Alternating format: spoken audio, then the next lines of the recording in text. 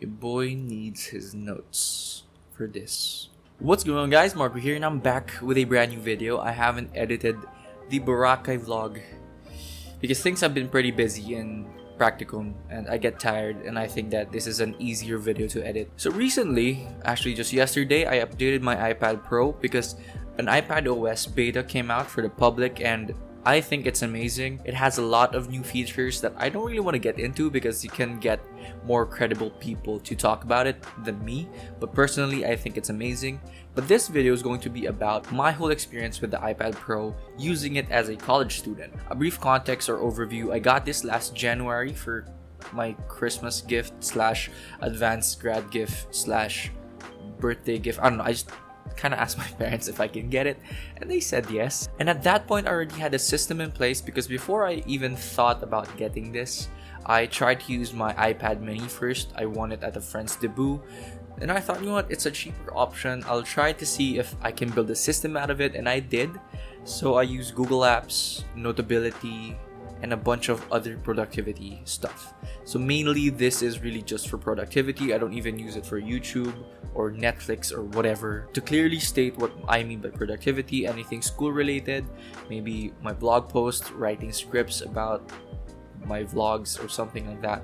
Basically, I read, write, and annotate PDFs, I guess. So with that out of the way, I guess I'll start talking about the iPad itself. I want to start off by talking about how I used it to study for school. So note-taking wise, it combines this idea of writing down notes is better for your mind, but also digitalizing the notes is easier since I don't have to lug around an extra notebook for that subject. Everything is just in one app, and I think it's really cool because if I don't really want to pull out my iPad to study, I can just use my phone because it syncs on the iCloud, and now I think I'm convinced that iCloud is really amazing. But sometimes, however, profs do not let students use tech in the classes because they think it's distracting. So sometimes I still do bring a notebook, like I said in this video. So what I do is I just take notes on that separate notebook and then convert them to a PDF by writing them down in Notability. I think it works perfectly fine. Readings wise, I think it's much easier because in my experience, sometimes profs give you readings that are like this thick, and I just don't want to bring it in a bag because it hurts my shoulders and stuff. So I do really like it when they give you a PDF version of it, so you can just download everything here and then annotate it here. The one downside I notice is because it's light going at my eyes, when I get into this reading something, I don't know what it's called, let's just say when I read readings for around 2 hours, my eyes do get strained. But then, you know, supposedly every 25 minutes I'm supposed to be resting in the first place. Since I'm in Ateneo, writing papers isn't a foreign concept to me. Writing papers is relatively easy because I got the keyboard for it. It's supposed to be easier, but then the keys take a while to get used to, especially if you're used to, for example, mechanical keyboards that do a lot of clicking. This is, I don't know if you can tell, probably use B-roll at this point. It's really flat and the feel isn't really nice. But then if you get used to it, then I guess that's perfectly fine. So in writing papers, I use Google Docs anyway, and the Google Docs app on the iPad isn't really helpful, or like I'm not used to using it on the iPad. So when I do need to edit the formatting, I just go to the public computers in school and just edit from there since I'm more used to it on a computer anyway. Now, the thing is, the iPad Pro is supposed to replace a laptop. I think that's one of the main selling points for other people. But then I think it's just a tablet, like a really good tablet. So I want to talk about how it changed, or at least how it affects the way I use my laptop. To give you guys a brief context, I use my laptop mainly for research because typing is way easier. Tab management in Google Chrome is way easier than using it on the iPad. Files management is way nicer because you got Finder here.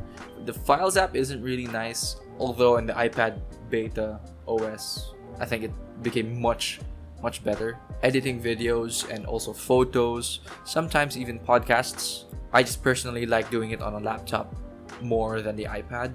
So research wise, I guess it's pretty good because there's a feature on the iPad where you can split Safari into two, much like the laptop. You can have a split view like that. Also, you can have another app on top of that. And it's really nice because now on the iPad OS, you can swipe through like a gestures on the iPhone to change your apps on the swipey thing on the right. I don't know what it's called. It's just really convenient.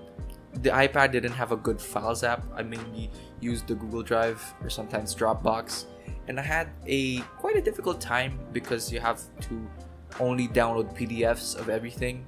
So when I use my laptop, I'm supposed to be done with it so that I can upload it to a Google Drive in a PDF form. So now I think it's really good because it has a files manager that's way nicer now. Also a downloads manager in Safari. In terms of editing, I didn't really try to edit on the iPad because the app costs $20. I might end up doing that if ever I do a setup where I just leave my laptop at home. But as of now, I have no idea how it is for video editing. Photo editing is really nice because I think AirDrop doesn't diminish the quality of the photo. So I have Lightroom and Snapseed here, and it's way easier to use it because of the Apple Pen. The brush feature of Snapseed is really nice because it's much more accurate than using your fingers on a phone. Entertainment wise, I didn't really use the iPad for YouTube and Netflix, but I hear that the speakers are really nice. I have yet to test that, but I think it is. Honestly, I just believe the reviewers on YouTube. So this is supposed to be an experience video and I don't want to make it a review video.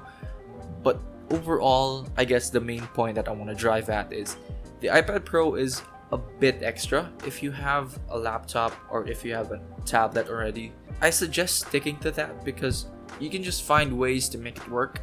Unless the laptop or the tablet doesn't work, then I do recommend getting it. It's a really nice tablet. Now I do realize that I'm not following my advice because I got this even though I have an iPad mini, but then okay, so in my defense, my iPad mini kind of stopped working. It kept crashing with the apps that I needed to use, so there's that. So thank you so much for watching, guys. Hope you guys like this video. I wanted to make a talking video before the vlog, but at least I'm on my schedule or whatever. The next video I'm gonna be doing about the iPad, I guess, is the apps that I use and how I use them.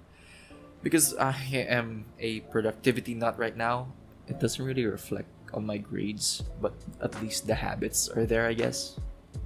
Thank you so much again for watching. See you guys in the next vlog, I guess. Oh, watch this. See y'all.